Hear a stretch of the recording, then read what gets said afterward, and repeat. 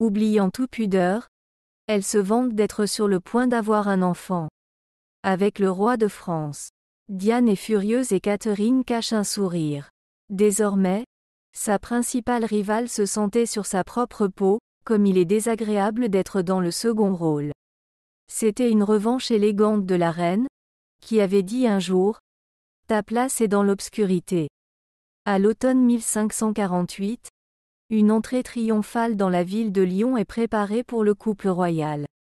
À cette occasion, les autorités de la ville avaient prévu des festivités, feux d'artifice, danses, rafraîchissements, et une décoration de Lyon d'une beauté inouïe. Mais ils allaient entrer séparément, d'abord le roi avec Diane de Poitiers, puis Catherine de Médicis. Des enfants déguisés tenaient des drapeaux portant les initiales G et D. Des symboles noirs et blancs étaient accrochés partout pour plaire à la favorite royale, qui portait ces couleurs. Les maisons sont également décorées d'emblèmes du soleil et de la lune, toujours pour plaire à Diana. La dame de cœur de longue date d'Henri II affiche un sourire radieux. Elle était heureuse de recevoir une fois de plus un accueil que seule une reine pouvait mériter. Le lendemain, Catherine et sa suite entrent dans la ville, mais beaucoup plus modestement et dans la soirée. Le roi lui dit « Ta place est dans l'obscurité ». Elle traverse Lyon, la tête fièrement levée, et attire encore des regards éperdus, le fait que la robe de Catherine de Médicis soit entièrement brodée de diamants. Au moindre rayon de lumière, elle scintillait de centaines de petites lumières. On aurait dit qu'elle n'était pas une femme, mais une idole païenne. Comparée à elle, Diana ressemblait à une roturière dans sa robe noire. Heureusement, le maire de Lyon s'est avéré être un homme intelligent. Dès que la ville a accueilli le roi et Diane, il a fait peindre la lettre D partout où c'était possible. Il a également ajouté des brindilles et des feuilles vertes aux décorations de la ville, et le vert était la couleur de la reine Catherine. Lyon accueille donc le roi et la reine avec le même faste. Catherine de Médicis note ce moment avec satisfaction. Toutes les marques d'attention qu'elle reçoit sont pour elle d'une importance capitale. Elle les rangea soigneusement dans la banque de sa mémoire, car d'habitude, la reine était mise à l'écart. À cette époque, Catherine est de nouveau en position. Le 3 février 1549, en présence de son mari et de Diane, elle donne naissance à un garçon prénommé Louis. Quelques mois plus tard, Catherine est officiellement couronnée.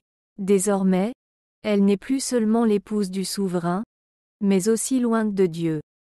Henri est très reconnaissant à Catherine d'avoir rempli la mission de lui donner des héritiers. Hélas, le petit Louis ne vit que 9 mois. Déprimée, la reine se rend à Blois, où personne ne l'empêche de faire son deuil. Mais de là, elle écrit constamment des lettres aux personnes qui s'occupent des enfants, comment les nourrir, les vêtir, les soigner. Elle était informée des moindres changements dans la santé des enfants. On sait, par exemple, que Catherine a exigé le remplacement de la nourrice lorsqu'elle a appris qu'après le lait de cette femme, le plus jeune enfant avait constamment mal au ventre. Les instructions étaient très détaillées, Catherine entrait dans les moindres détails. Dans ce domaine, elle se distinguait nettement des nombreuses femmes qui portaient la couronne.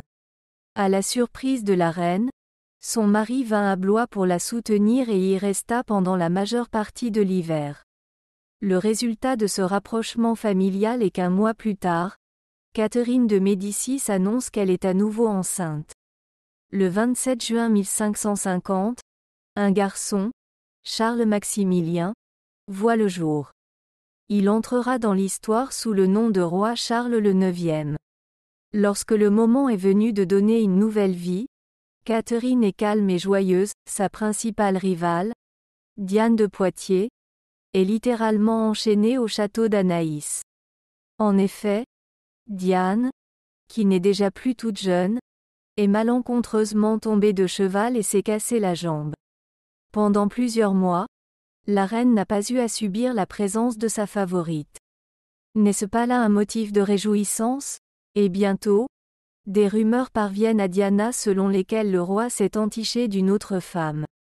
Il s'agit de Lady Fleming, arrivée en France dans l'entourage de la jeune reine écossaise. Le fait est que la petite Mary Stuart a été amenée d'Édimbourg, craignant pour sa vie. Et le souverain Henri II envisageait avec beaucoup d'intérêt la possibilité de marier cette jeune fille à son fils aîné. L'entourage de Marie d'Écosse n'était pas très important, mais Lady Fleming se distinguait parmi ces dames. Et il fallait bien que cette personne s'intéresse au roi Henri. C'est l'œuvre de Catherine. Beaucoup à la cour en sont persuadés. Elle voulait se venger de Diana. Personne ne peut dire exactement dans quelle mesure la reine a joué un rôle dans cette petite aventure d'Henri II. Mais ce qui est absolument certain, c'est que Diana était furieuse. Diana était furieuse. Avec sa jambe cassée, elle se rend en boitant à Saint-Germain, où se trouve alors la cour, et demande des explications au roi. Henri bégait et rougit comme un gamin. Catherine rit en son fort intérieur, il est si amusant d'observer la colère de Diane. Quant à Lady Fleming, elle s'est comportée de façon tout à fait imprudente. Elle était si fière d'avoir été remarquée par le roi. Elle a dit à tout le monde à quel point elle était heureuse d'être la mère de l'enfant du roi. Lady Fleming a fini par être renvoyée en Écosse. L'enfant qu'elle a eu s'appelle Chevalier d'Angoulême.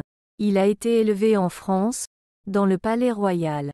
Plus tard, il fut tué en duel en 1586 et, de son vivant, on parlait de lui comme d'un homme incroyablement cruel.